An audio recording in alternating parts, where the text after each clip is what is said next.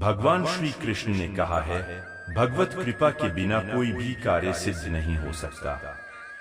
इसलिए मनुष्य को अपने पुरुषार्थ के साथ साथ प्रभु की भक्ति का भी आश्रय लेना चाहिए।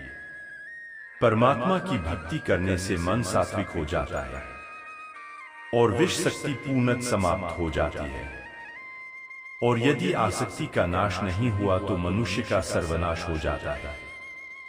आसक्ति के मारे हर मनुष्य किसी भी विषय के आकर्षण और मोह में फंस के सोते जागते निरंतर उसी का चिंतन करते रहते हैं।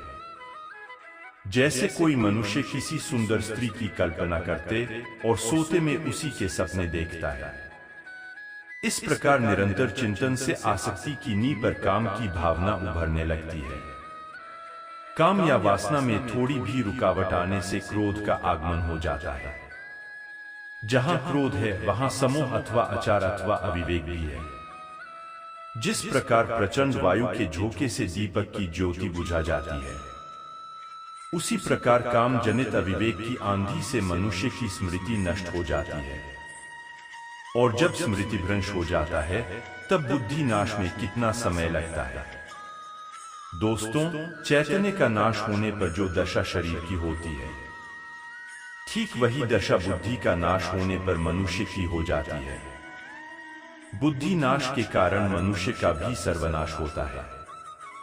हम लोग कहते हैं कि हर प्राणी अपनी अपनी प्रवृत्ति के अनुसार अलग अलग कामना करता है, परंतु भगवान श्री कृष्ण की विचार में प्राणी में चाहे कोई भी गुण प्रधान हो, उसी कैसी भी प्रवृत्ति हो, फिर भी हर प्राणी एक ही तरह की कामना करता है। अर्थात हर प्राणी केवल सुख की कामना करता है, दुख की कामना कोई नहीं करता।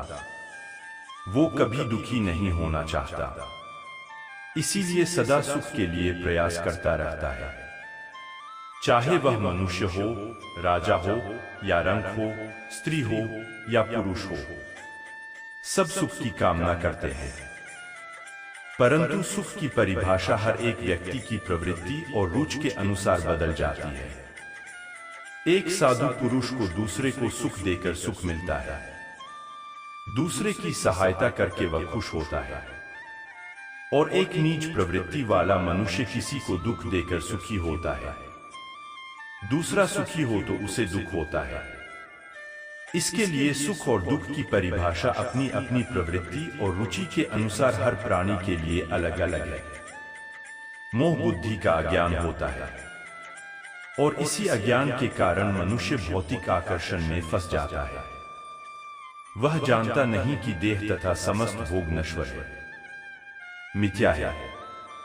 जब मनुष्य सत और असत अथवा नित्य और अनित्य का भेद जान जाता है, तब वह निराश हो जाता है। उसे किसी भी चीज का आकर्षण नहीं रह जाता।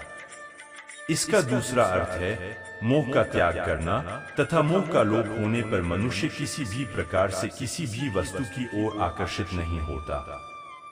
दोस्तों, हमारी ये वीडियो कैसा लगा जरूर बताना और कमेंट में जय श्री कृष्ण लिखना ना भूलना। धन्यवाद।